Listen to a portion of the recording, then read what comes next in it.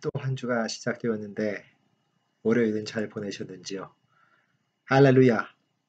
예수님이 부활하셨습니다.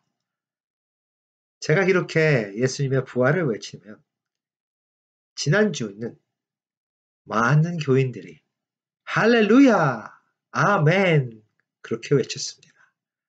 그런데 그저께 주일날 똑같이 제가 예수님이 부활하셨습니다. 그랬더니 아멘이라고는 하지만 왜 오늘 부활절도 아닌데 왜 그 목사님이 갑자기 그런 얘기를 하지?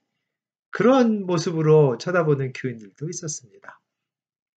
부활을 모르는 것도 아니고 부활을 안 믿는 것도 아니지만 매일매일 부활을 외치는 그런 모습은 아닌 것이 아닐까. 부활절은 지난 지가 한 주간 좀 더 지났는데 막연하고 오래전에 지난 것 같은 그런 느낌이 들지는 않으시는지요. 부활을 기념하고 부활절을 찬양하던 우리들이 그 다음 날, 그 다음 주는 부활에 별 의미 없는 것 같은 삶으로 다시 돌아가는 것은 아닌지요. 오늘 아침에는 요한복음 21장의 말씀을 잠깐 생각해 보려고 합니다. 예수님의 부활을 경험했던 제자들이었습니다. 저희처럼 누구의 말을 듣고 성경에 있는 글을 읽고 믿는 것이 아니라 직접 부활하신 예수님을 만났고 도마는 만져봤던 그런 제자들이었습니다. 그런데 요한복음 21장을 보면 처음 그 제자들이 함께 모여서 어떤 대화를 하고 그리고 결국은 베드로가 나는 물고기나 잡으러 가겠다 하고 이야기가 시작이 됩니다. 그리고 나머지 제자들도 베드로와 똑같이 그래 그럼 우리도 가겠다 상상을 해보았습니다. 부활을 방금 전에 경험했던 제자들 예수님께서 제자들에게 2번이나 나타나셨다고 하는데 한 번은 도마가 없이 한 번은 도마도 있는 상황에서 그런 경험을 했던 제자들이 함께 모여 어떤 대화를 했을까? 예수님이 부활하셨단다. 그래 맞아 우리가 받지 않느냐?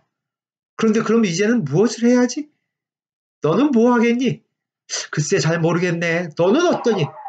나도 잘 모르겠어. 아이 그래 물고기나 잡으러 가자. 그런 모습은 아니었을까요?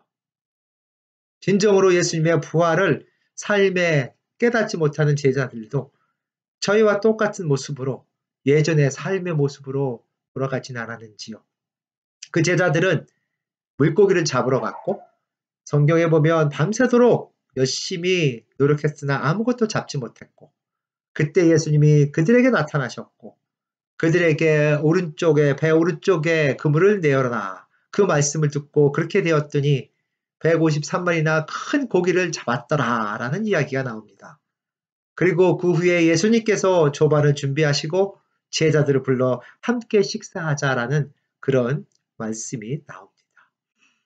제자들을 찾아오신 예수님, 예수님을 몰라라 했고 3번이나 부인했고 십자가에 돌아가신 예수님의 모습을 보면서 두려워서 다 떠났던 제자들을 예수님은 다시 찾아오셨습니다.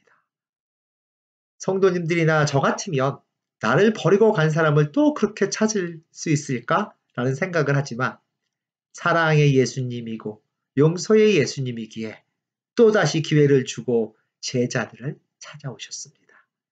그런 예수님은 지금도 우리를 찾아오십니다.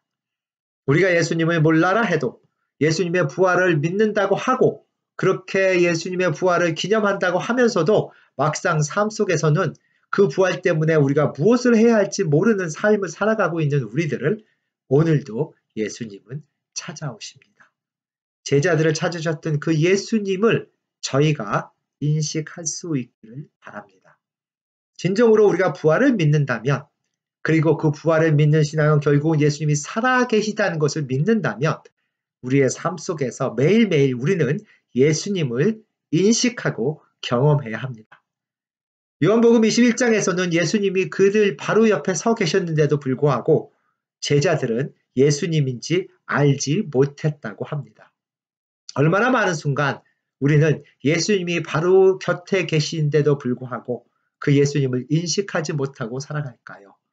우리의 상황 속에서 우리가 만나는 사람들을 통해서 그리고 하나님의 말씀과 기도와 우리가 하는 모든 것들을 통해서 예수님의 모습을 인식할 수 있는 우리가 될 수 있기를 간절히 소망합니다.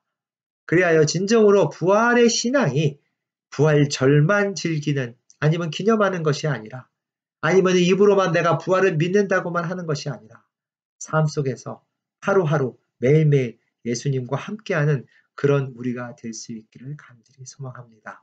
제자들을 찾아오셨던 예수님, 제자들은 예수님을 인식하지 못했지만 예수님은 그들에게 말씀을 하셨고 그 예수님의 말씀을 들었던 제자들은 물고기 153마리라는 엄청난 그런 결과를, 열매를 맺게 됩니다.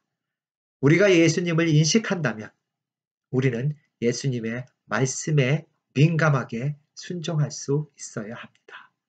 예수님의 부활하심을 믿지 않는다면, 예수님이 살아서 함께 하심을 믿지 않는다면 저희는 회개하지 못합니다. 매일매일 그 예수님의 말씀에 순종하여 회개하고 그 말씀에 따라서 행동하고 그 행동 때문에 예수님의 크나큰 축복과 능력을 경험하는 저희가 될 수 있기를 간절히 소망합니다. 이번 한 주간도 보내시면서 예수님이 나와 함께 하시고 지금도 우리에게 어떻게 하면 모든 것을 이겨나갈 수 있도록 인도하시는지 민감하게 반응할 수 있기를 간절히 소망합니다. 축복의 기쁨에 그 뜨거움에 간절함에 한 주간이 되시기를 축원합니다.